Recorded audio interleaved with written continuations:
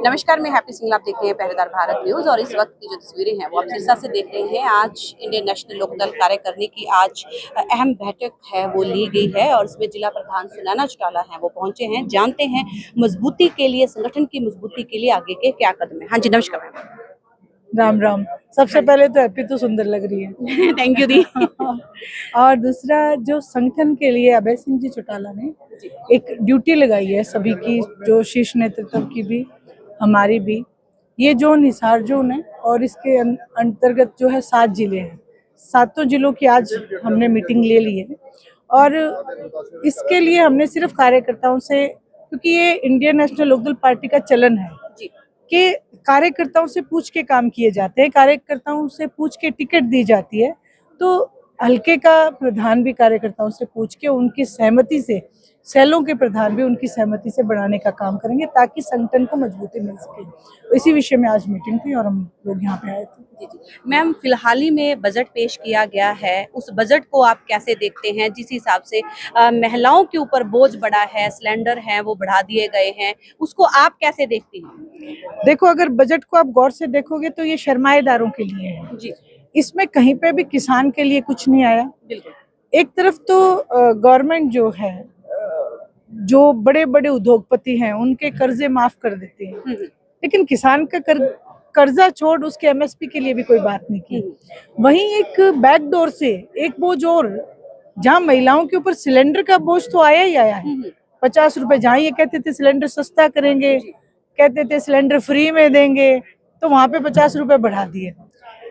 वहीं बैकडोर से 40 पैसे यूनिट जो है बिजली की भी बढ़ाने का काम किया, जिसका जिक्र तक मुख्यमंत्री जी ने विधानसभा में नहीं किया, लेकिन बढ़ा दी। तो मेरा यही कहने का मतलब है कि ये सिर्फ कागजों में काम करते हैं, अपनी पीठ थपथपाते हैं, लेकिन जनता के बीच में आके जनता के दुख दर्द को नहीं समझते।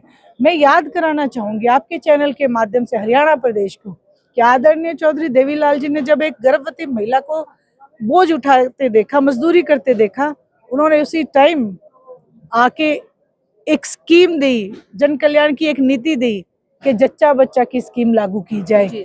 ऐसे नेता आज आपको देखने को नहीं मिल रहे। आज जो सत्ता में बैठे लोग हैं वो केवल अपनी सुविधा देखते हैं। आज एमपीज के लिए तो सुविधाएं बढ़ा दी गई हैं, लेकिन आम आदमी की घटा दी गई हैं। जहां हिसार एयरपोर्ट का उद्घाटन करके जाते हैं, वहां किसान को एमएसपी दे दें, किसान का कर्जा माफ कर दें, जो कि एक मूलभूत जरूरत है। हरियाणा प्रदेश में 70% लोग जो है किसानी पे रहते हैं, किसानी मजदूर हैं, तो किसानी से, अगर छोटा व्यापारी है तो उसका काम किसानी से चलता है। तो मैं यही कहूंगी कि कुल मिला के टोटल जो बजट है शर्माएदारों का है।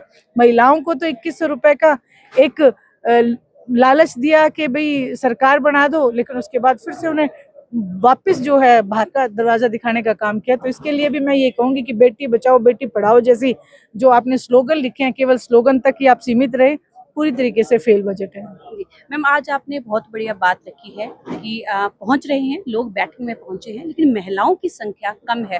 संख्या कम क्यों है, इसको आप अपने नजरिए से कैसे देखते हैं? आखिर जुड़े हुए हैं सब, मतलब काफी जगह पर हम बातचीत करते हैं तो लोग ये भी कहते हैं, औरतें भी ये कहती हैं, भाई हमारा तो खून भी हरा है, लेकिन जब मीटिंग्स होती हैं तो कार्यकर्ताओं की संख्या में महिलाओं की संख्या कम होती है। आप अपने वे से कैसे देखते हैं? देखिए,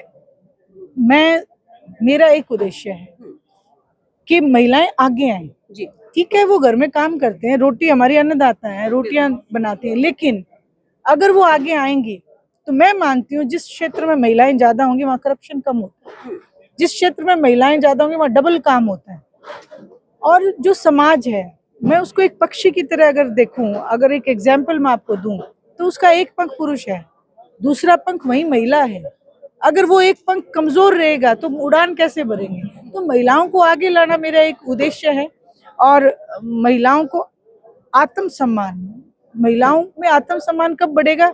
जब उनके पास खुद का कॉन्फिडेंस, जो उनकी इनकम होगी उसके तहत वो बढ़ेगा। तो मैं चाहती हूँ कि महिलाएं आगे आएं और इसके लिए मैं पूर्ण रूप से तैयार हूँ। और आप देखेंगे कि अगली मीटिंग में बहुत सारी महिलाएं अपने को सिरसा में मिलेंगी।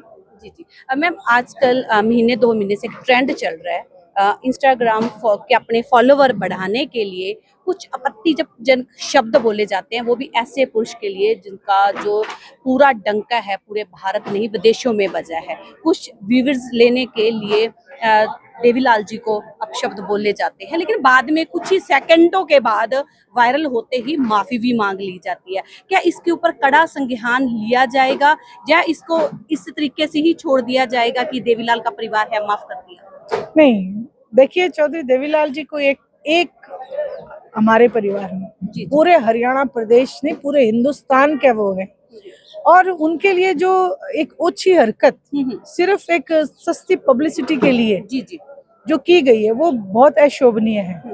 युवा वर्ग के लिए एक धब्बे की बात है, क्योंकि उसके ऊपर उनके कहीं ना कहीं सवाल या निशान ये उठता है कि उनको संस्कार नहीं है, तो वो कहीं ना कहीं उनके माँ बाप के ऊपर भी अटैक होता है। और इस बात को लेके जहाँ आपने कहा कुछ नहीं किया जाएगा, आपको मैं बताना चाहूंगी, आप जाएं पानीपत देखें, पानीपत एसपी के पास भी पार्टी के कार्यकर्ता तुरंत पहुंच गए, किसान नेता तुरंत पहुंच गए, समाज सेवी तुरंत पहुंच गए कि इस लड़की का, लेकिन क्योंकि वो एक महिला थी तो महिलाओं के लिए फिर भी एक हरियाणा प्रदेश में एक चीज सोच ली जाती है कि चलो इस बार इसको छोड़ दिया जाए, लेकिन भविष्य में कभी भी उसको बख्शा नहीं जाएगा।